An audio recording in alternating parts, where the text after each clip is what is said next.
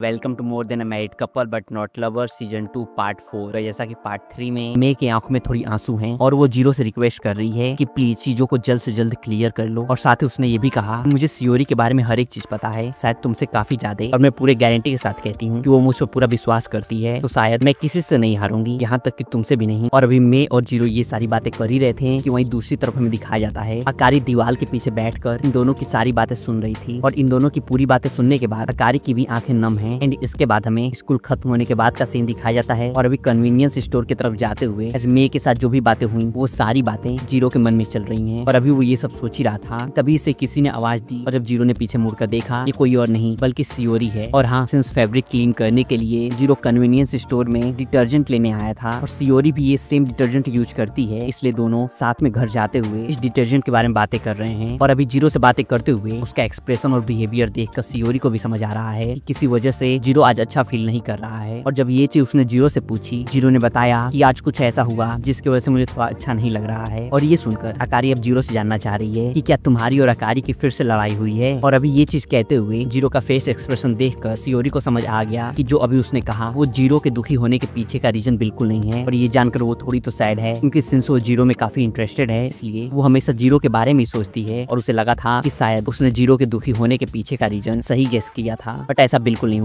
और अभी जीरो सियोरी से कुछ तो पूछना चाह रहा है, बट एट द एंड वो पूछ नहीं पाया। और इसके बाद फाइनली जब जीरो घर पहुंचा और अकारी ने उसे वेलकम किया, सामने न्यू फ्लावर पॉट देखकर जीरो सोच रहा है कि क्या लड़कियों को फ्लावर में इंटरेस्ट है और क्या अपने घर में ऐसी न्यू चीजें करना अच्छा लगता है। और अभी अकारी और जीरो फ्लावर्स के बारे में बातें कर ही रहे थे कि अकारी ने जीरो को कपड़े चेंज करके जल्द से जल्द यहाँ आने के लिए कहा, क्योंकि अकारी ने स्पेशली जीरो का फेवरेट डिनर बनाया है। और जब ड्रेस चेंज करके जीरो वापस आया, अकारी ने ऑलरेडी डाइनिंग टेबल प्रिपेयर करके रखा है। और हाँ, डिनर के ऊपर अकारी ने एक प्यारा सा रैबिट बनाया है, जिसे देखकर जीरो ने कहा कि जब जब मैं इस रैबिट को देखता हूँ मुझे हमेशा तुम्हारी याद आती है। और ये सुनते ही अकारी जीरो से जानना चाह रही है कि क्या मैं तुम्हें एक पिक की तरह दिखती हूँ। और जाहिर है कि जीरो का कहने का मतलब ये बिल्कुल नहीं था और अकारी भी इस चीज को समझ रही है, इसलिए अभी दोनों एक दूसरे को टीच करते हुए काफी खुश दिख रहे हैं। और आज डिनर करने के बाद घर के बाकी सारे काम करते हुए भी दोनों एक दूसरे को काफी टीच कर रहे हैं और साथ ही दोनों काफी खुश भी हैं। एंड इसके बाद आधी रात को अचानक से अकारी ने जीरो को गुड नाइट कहते हुए कहा कि मैंने ये काम ऑलरेडी कर लिया है और तुम्हारे पास 26 तक का टाइम है, इसलिए तुम उससे पहले कर लेना। और अभी अकारी क्या चीज करने के लिए कह रही है जीरो को बिल्कुल भी समझ नहीं आ रहा है। और गुड नाइट कहने के बाद वो तुरंत अपने रूम में चली गई और साथ ही उसने जीरो के इस क्वेश्चन का आंसर तक नहीं दिया। एंड अकारी के जाने के बाद जब जीरो ने टेबल पर से लेटर उठाया, वो ये देखकर काफी शॉक्ड है कि अकारी सेपरेशन नोटिस के बारे में बात कर रही थी, जिस पर अकारी ने ऑलरेडी साइन कर दिया है और अब सिर्फ और सिर्फ जीरो को साइन करना है। और इसके साइन करने के बाद ये दोनों अलग हो जाएंगे। और ये नोटिस देखकर जीरो सच में काफी शॉक्ड है और वो सोच रहा है कि क्या अकारी हम दोनों के रिलेशनशिप के बारे में ऐसा सोचती है। और ये सोचते हुए उसे अकारी की कही हुई पुरानी बातें याद आ रही हैं, जब अकारी ने उससे कहा था तो मुझे डर था कि कहीं मैं इस शादी में फंस न जाऊं। और अकारी के साथ साथ अभी जीरो के मन में सियोरी में और बाकी सबकी कही हुई बातें भी चल रही हैं। और ये सारी बातें याद करके जीरो सच में काफी फ्रस्ट्रेट हो चुका है और उसे कुछ भी समझ नहीं आ रहा। और यार वहीं दूसरी तरफ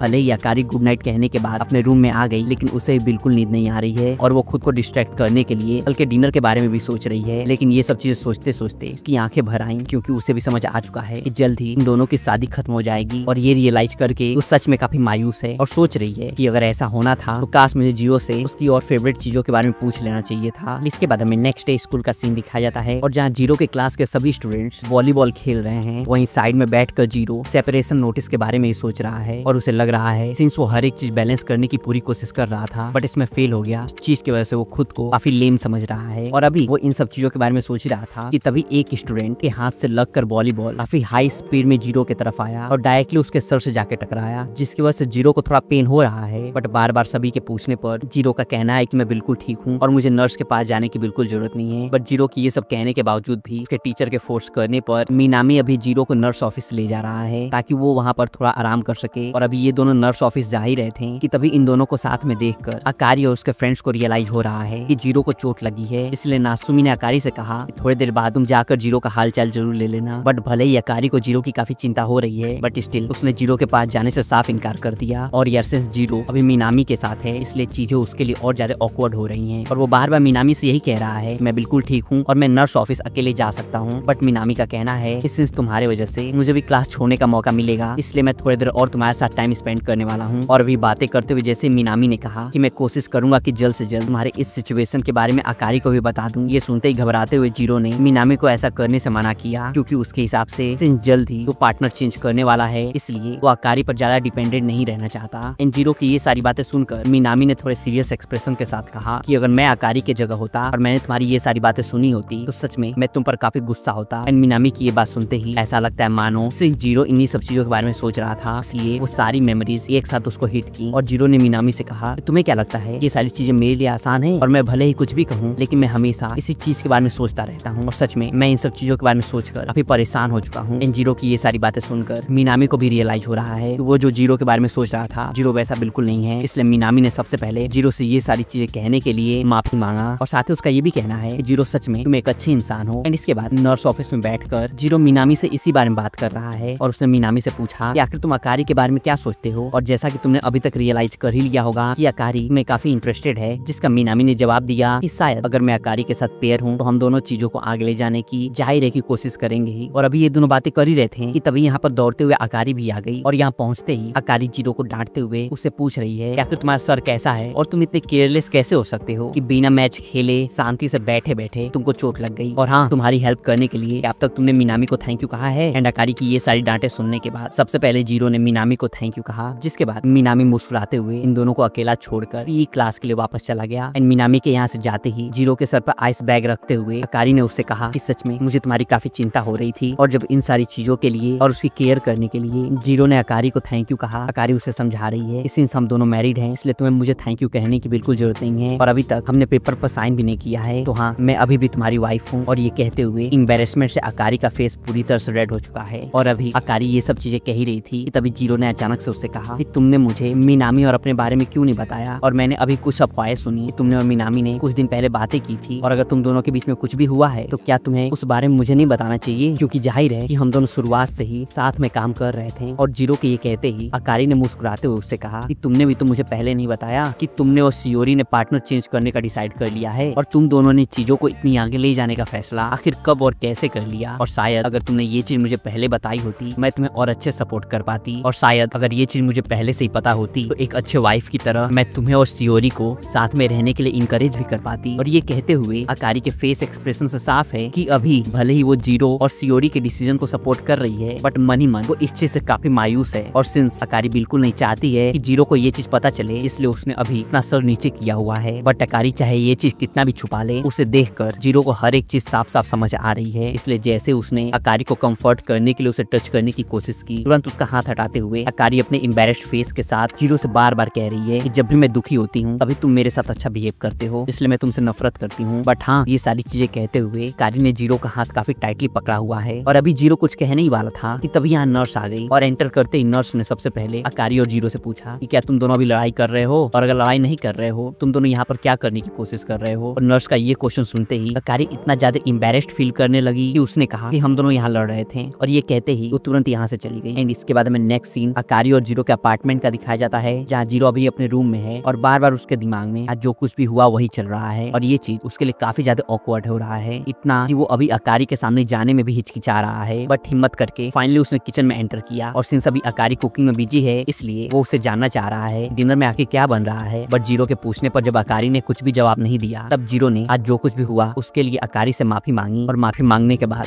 जीरो के दिल में जो भी बातें थी उसने हर एक चीज अकारी से कहा। और साथ ही उसका ये भी कहना है कि अगर हम सच में मैरिड रहते हैं हमारे पास डिवोर्स लेने के लिए कोई भी रीजन नहीं है। और हालांकि अभी इस टॉपिक के बारे में बात करना काफी अनकंफर्टेबल है बट हाँ, अभी जीरो ये सब कह ही रहा था कि वहीं दूसरी तरफ अभी अकारी रो रही है। और हालांकि अकारी का कहना है कि वो जीरो की वजह से नहीं और ना ही उसकी बातें सुनकर रो रही है बल्कि प्याज काटने की वजह से रो रही है। बट अकारी के साथ साथ सबको पता है कि उसके लिए जीरो से अलग हो पाना अभी काफी टफ हो रहा है। और शायद ये चीज जीरो को भी समझ आ रही है कि अकारी के आंखों में आंसू अनियन की वजह से नहीं बल्कि उसके बातों की वजह से है, इसलिए अकारी के आंसू पोंछते हुए फिर से उसने अकारी से माफी मांगा। बट अभी भी अकारी का यही कहना है कि ये आंसू तुम्हारे वजह से नहीं बल्कि इन अनियंस की वजह से हैं। एंड अकारी की ये बात सुनकर जीरो ने मुस्कुराते हुए कहा कि ठीक है चलो अपना लास्ट मील स्माइल के साथ खाते हैं क्योंकि जब से हम मिले हैं तब से लड़ ही रहे हैं। और यार अभी बातें करते हुए इन दोनों के बीच मोमेंट इतना इंटेंस था, ऐसा लग रहा था मानो अभी ये दोनों किस करने वाले हैं। बट तभी तुरंत अकारी ने जीरो के चेहरे पर हाथ रखते हुए उसे कहा कि अभी मैं बहुत ज्यादा भूखी हूँ तो जाओ टेबल क्लीन करो जैसा कि मैंने तुमसे कहा था। एंड इसके बाद डिनर करते हुए जीरो ने थैंक यू कहते हुए अकारी से कहा मेरे लिए तुम सच में काफी अच्छी वाइफ हो। और अभी जीरो की स्माइल और फेस एक्सप्रेशन देखकर अकारी को बिल्कुल समझ नहीं आ रहा है कि उसे क्या करना चाहिए, क्योंकि अकारी को पता है कि उसे जीरो से सच्चा प्यार है। और उसका ये भी कहना है कि शायद मैं एक अच्छी वाइफ बनने की कितनी भी कोशिश कोशिश कर लूं, इसका कोई फायदा नहीं होने वाला है। एंड डिनर करने के बाद हमेशा की तरह बालकनी में खड़े होकर अकारी तारे देखते हुए सोच रही है कि मैंने अपना बेस्ट दिया बट उसका कोई फायदा नहीं हुआ, तो अब मुझे क्या करना चाहिए। और अभी अकारी ये सब सोच रही थी कि तभी यहाँ जीरो भी आ गया, क्योंकि उसे अकारी की चिंता हो रही थी कहीं बाहर खड़े होने की वजह से उसे ठंड न लग जाए। और अभी जीरो ने अकारी के लिए हॉट मिल्क भी लाया है, बट अकारी को सबसे ज्यादा इस बात की चिंता है कि कहीं जीरो ने उसकी बातें सुन तो नहीं ली, और इस चीज की वजह से वो काफी एम्बैरेस्ड भी फील कर रही है। बट शायद जीरो ने उसकी कोई भी बात नहीं सुनी और वो अभी अकारी के साथ यहाँ बालकनी में हॉट मिल्क पीना चाह रहा है और शायद थोड़ी बातें भी करना चाहता है। और सिंस आज फुल मून डे है, इसलिए अभी ये दोनों बाहर खड़े होकर फुल मून के बारे में बातें कर रहे हैं। सिंस अभी बातें करते हुए जीरो अकारी को उसके नाम से नहीं बुला रहा है, इसलिए अकारी उससे जानना चाह रही है क्या मेरा नाम लेने में तुम्हें प्रॉब्लम होती है। और मैं चाहूंगी कि जीरो सिर्फ तुम मेरा नाम लो। और वैसे भी ये मैरिज प्रैक्टिकल स्टार्ट होने से पहले हम दोनों शायद फ्रेंड भी नहीं थे, इसलिए इस प्रैक्टिकल के खत्म होने के बाद शायद हमारे बीच कुछ रहेगा भी नहीं, बट हाँ हमारी ये मेमोरीज हमारे साथ रह जाएंगी। इसलिए मैं चाहती हूँ जब हम दोनों साथ में न रहें फिर भी मुझे मेरे नाम से बुलाओ। तो क्या मैंने तुमसे ये बड़ी चीज मांग ली। और ये कहने के तुरंत बाद कारी ने मुस्कुराते हुए जीरो से कहा कि चाहे तुम्हें इस चीज से नफरत हो या फिर अच्छा लगे, बट मैं हमेशा तुम्हें तुम्हारे नाम से ही बुलाऊंगी।